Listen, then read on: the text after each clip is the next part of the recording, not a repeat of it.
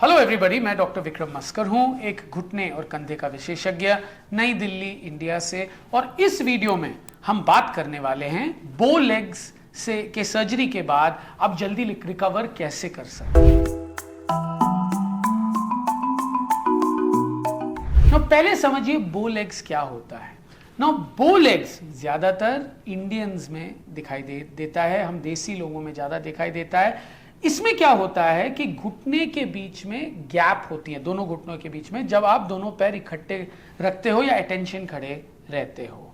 ये क्यों होता है?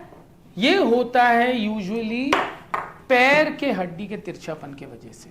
अगर ये अर्जुन के बाण की तरह बोर्ड है तो क्या होगा, घुटने पे सारा वजन अंदर की तरफ जाएगा, ठीक है, और घुटनों के बीच में गैप रहेगी, यहां पे दोनों घुटनों के बीच में।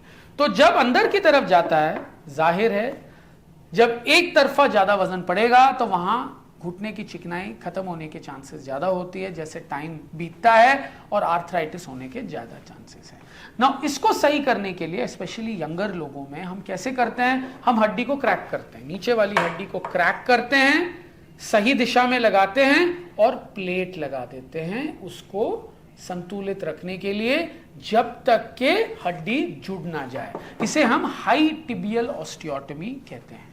कभी कभी जांग की हड्डी के तिरछापन की वजह से भी हो सकता है, तब हम जांग के हड्डी पे ऑस्टियोटमी करते हैं, पर सिमिलर टाइप होता ही है, प्लेट के साथ फिक्स करते हैं। जब आपने घुटने को सीधा किया है तो एक तरीके से डॉक्टर ने, सर्जन ने आपको एक सर्जन इंड्यूस्ड या आइट्रोजेनिक या आपको सही करने के लिए एक फ्रैक्चर दिया है, ठीक है, पर वो कंट्रोल्ड फ्रैक्चर है, हमें उतना ही किया जितना हमें चाहिए घुटने को सीधा करने के लिए।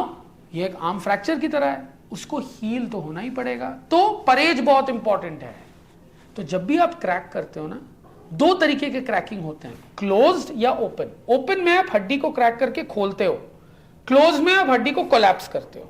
जब कोलैप्स करते हो तो हड्डी हड्डी से टकराता है और जल्दी रिकवरी होती है, पर यूजुअली बो लेग्स में आप ओपन करते हो, वो बेटर टेक्निक है, उससे थोड़ा समय लगता है जुड़ने के लिए। तो हम थोड़े समय के लिए वजन जो है उस पैर पे जिस पे ऑपरेशन किया है उस पे हम रिस्ट्रिक्ट करते हैं। तो तकरीबन 3 हफ्ते के लिए पूरा वजन नहीं लगा सकते हैं, तकरीबन 20-30% लगाते हो, फिर तकरीबन 60% और तकरीबन 6 हफ्ते बाद पूरा वजन लगा के चल सकते हैं एक स्टिक के सहारे से, और तकरीबन 2-3 महीने बाद इंडिपेंडेंटली विदाउट एनीथिंग। 3 महीने बाद आदमी कभी कभी स्पोर्ट्स में भी जा सकता है क्योंकि हड्डी आसानी से जुड़ जाता है।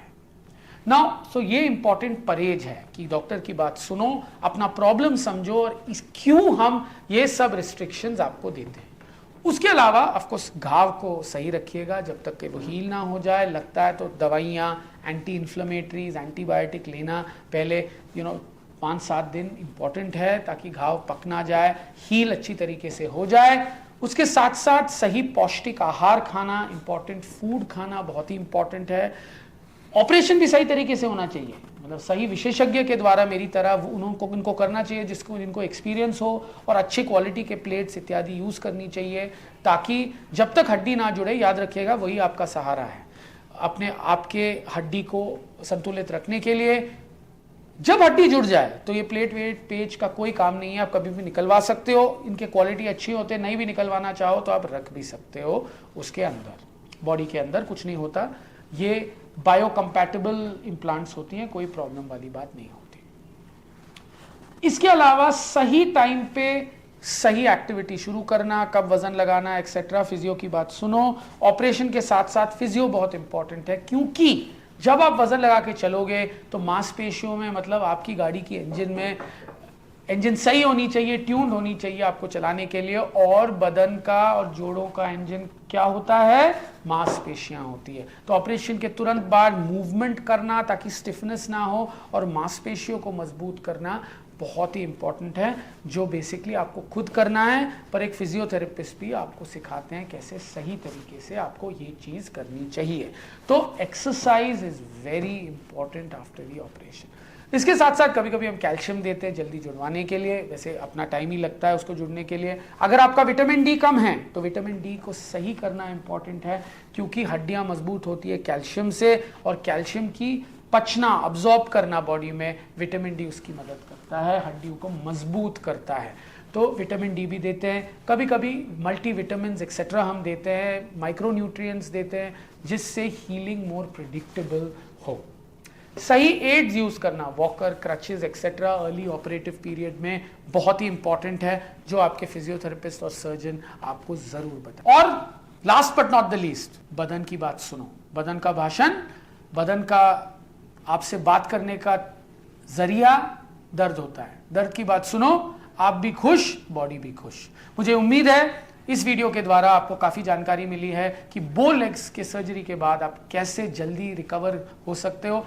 अगर आपको मेरा वीडियो पसंद आया, please like and subscribe to my channel and please follow me on Instagram. Thank you.